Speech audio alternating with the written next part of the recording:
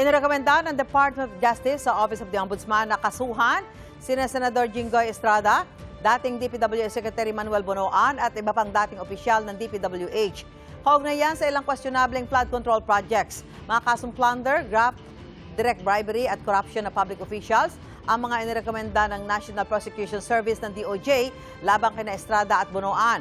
Pinakakasuhan din sina DPWH South Manila District Engineer Manny Bulusan, North Manila Assistant District Engineers Bong Dinglasan at Denril Cesar Cortuna, gayon din ng isang Arturo Gonzales Jr. Bilang state witness, hindi na pinakakasuhan sina dating DPWH Undersecretary Roberto Bernardo, dating DPWH Bulacan 1st District Engineer Henry Alcantara at dating DPWH NCR Regional Director Gerard Opulencia. Hindi na pinakakasuhan si dating DPWH Undersecretary Maria Catalina Cabral na pumanaw nitong December 2025. Lumabas sa investigasyon ng DOJ ang umano'y kalakarang 30% na kickback sa flood control projects batay sa mga testimonya ng mga insider o umano'y kasabwat sa proyekto. Pag-aaralan pa ng Office of the Ombudsman ang mga natuklasan sa investigasyon ng DOJ.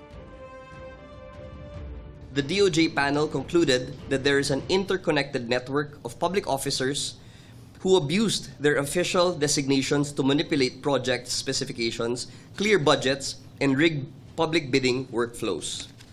Sabi ni Senador Estrada, kakausapin niya muna ang kanyang mga abogado tungkol sa mga inirekomendang kaso ng DOJ. Sinisikap ang kunin ng pahayag ni Bonoan at iba pang pinakakasuhan.